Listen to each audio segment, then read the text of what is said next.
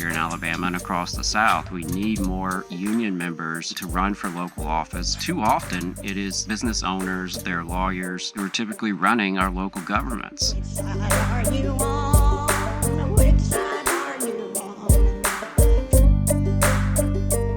on? We have in the state of Alabama municipal elections coming up this week in much of the state. And, so that's on a lot of people's mind. Adam, you've been thinking about the municipal elections that are going on in Alabama. You had some thoughts and reflections that you wanted to share with folks. What's been on your mind? Yeah, so, many listeners may remember that I am involved with the North Alabama Area Labor Council here locally. And monitoring local politics is something that we try to do, right? We try to keep an eye on local government, see how it affects union members and the broader working class. And so this year we have on August 26th, a whole lot of cities and towns across Alabama are holding these municipal elections. They're choosing mayors, council members, other local officials, who will make decisions that affect our daily lives. And our labor council did not go for a full endorsement process for these elections. The city of Huntsville is actually on an off cycle. So the city of Huntsville had local elections most recently last fall, right? But areas in our listening area, areas in our labor council jurisdiction like Coleman, Decatur, Athens, Madison, they're all facing local elections, as is Birmingham, which has been quite interesting to watch from afar. So, too often these elections come and go with little fanfare, right? It's hard to find out information about these elections, hard to find out information about the candidates. Voter turnout is typically very, very low, in the 10% kind of range. But, if you're a working person in Alabama, this election does matter. Local governments decide how public money is spent while influencing what kind of jobs are created and whether working families can thrive in our own communities. So, as the Regional Federation of Local Labor Unions, the North Alabama Area Labor Council encouraged all of our members and all working-class Alabamians to get engaged and demand officials who will represent the interest of everyday working people. As union members, we know that local politics isn't just about potholes and parades. It's about whether city contracts go to low-road contractors or to employers who pay fair wages. It's about whether public employees are respected or sidelined and silenced.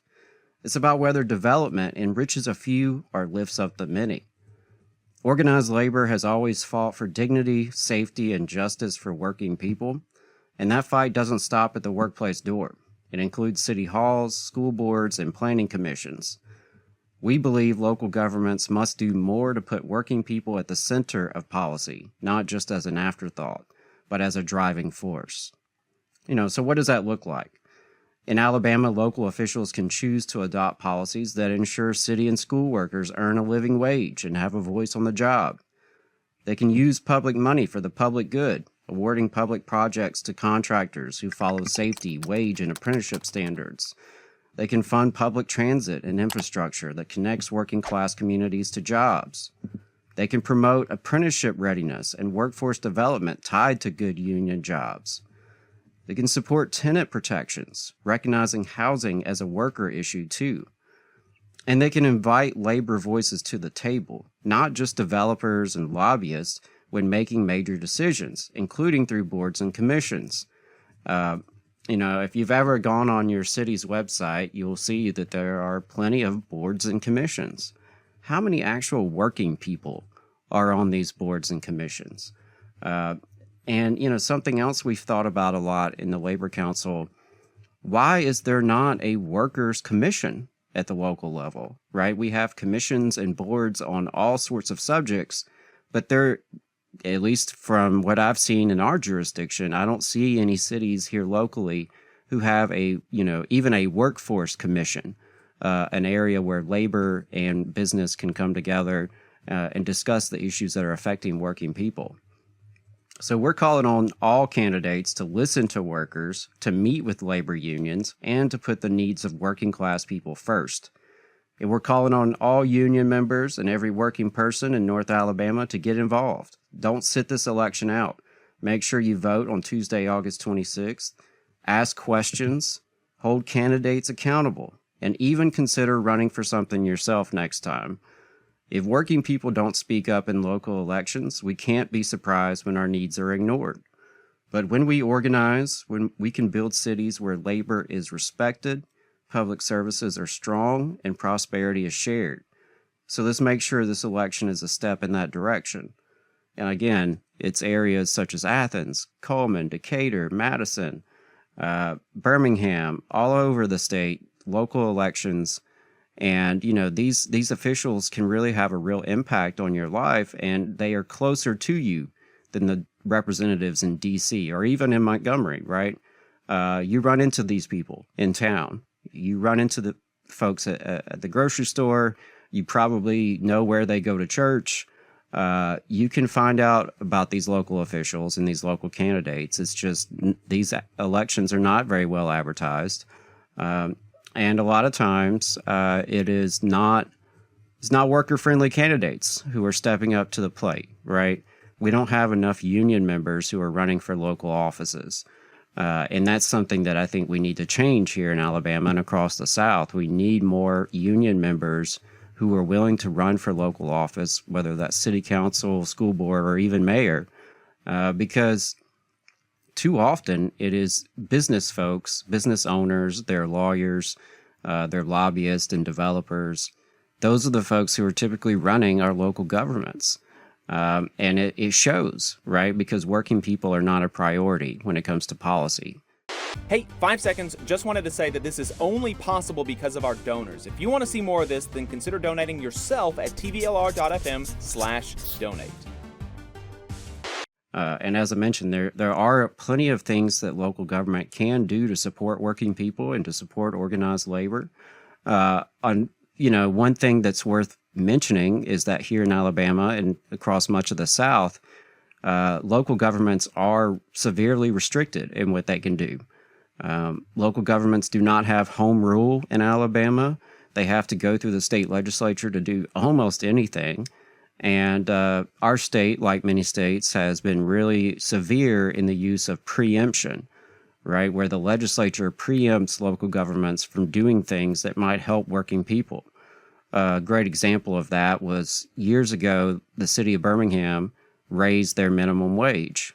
They raised it to, I believe, $10.10 an hour, around there.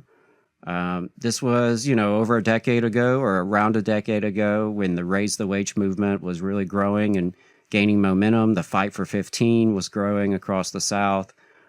You saw lots of local and state governments starting to raise the minimum wage. So Birmingham did that. There were active Raise the Wage campaigns across the state. And I was involved here locally in Huntsville. And we were gaining ground in a lot of areas. But the state legislature swooped in and preempted cities from doing this. And so there are a lot of policies that, unions advocate for at the local level in other states that we simply don't have on the table here, which is incredibly unfortunate. And so, there are changes we need to make to state law to empower local governments and to empower working people to be able to, secure pro-worker policies at the local level. There's a lot of public spending that happens, and it would be really nice if that public spending was really for the public good and we were supporting good wages, good benefits, safe working conditions, and not just, the cheapest price out there, the lowest bidder. So, those were some of the issues that have been on our mind when it comes to local elections. I would really love to hear any takes people have. Again, you can give us a call at 844-899-TVLR. I don't know how many Birmingham listeners we have, but the Birmingham election seems to be, grabbing a lot of attention. Mayor Randall Woodfin is facing a tough reelection battle, but he has raised a lot of money. Interestingly enough, I saw just yesterday that the Alabama Education Association's PAC, A-Vote, has given him $25,000, which is, a pretty significant contribution for a local election here in Alabama. Historically, a vote, the AEA PAC, has stayed out of local elections. So that's interesting. We'll see if that's a trend that will continue. But Tuesday, we'll find out, how some of these shake out. I will say in Athens, we have Mayor Ronnie Marks, who is facing a tough re-election battle with a guy named Danny Whitfield. Decatur has a lot of races up for election on Tuesday. There's been a lot of contentious politics in Decatur. And, I do know that the United Women of Color, League of Women Voters, they held a candidate forum just the other day. So the last thing I'll mention is if you are looking for how to find out more, right? If you realize that you do have an election Tuesday, you're in an area where at least some kind of local office will be on your ballot, you may be wanting to find out more.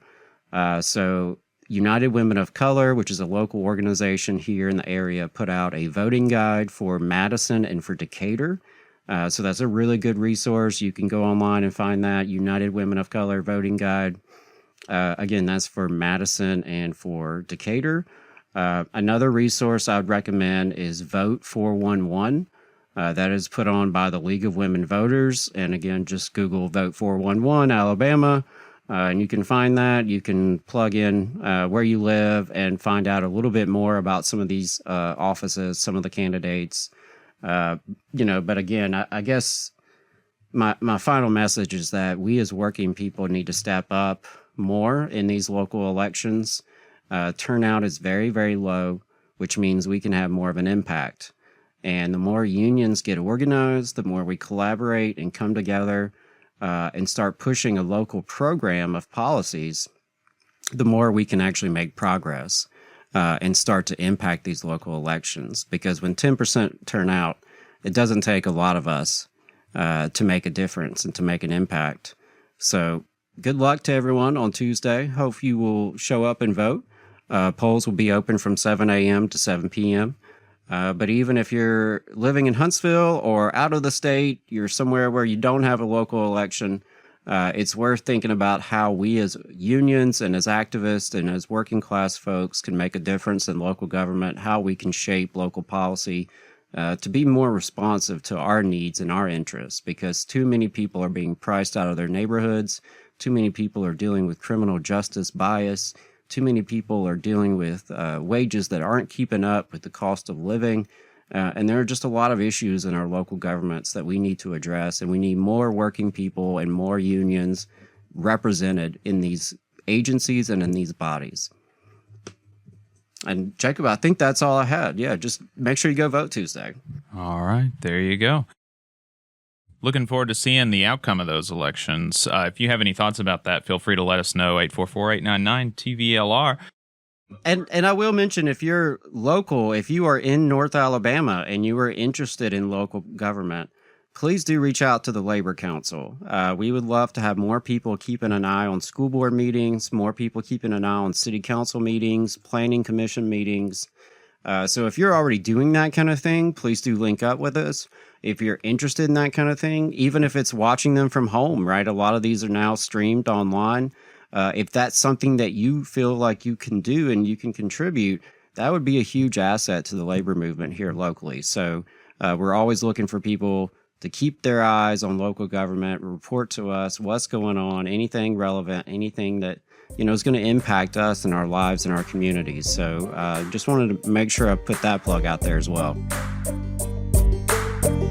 You just saw a clip from the Valley Labor Report. We are live every Saturday morning from 9:30 a.m. till 12:30 p.m. And we pride ourselves on keeping all of our content free to everybody so that we can talk to as many working folks as possible. If you support the work that we're doing, you think that it's important, you think that it's good, then consider making a monthly contribution to the project, and you can do that on our website, tvlr.fm.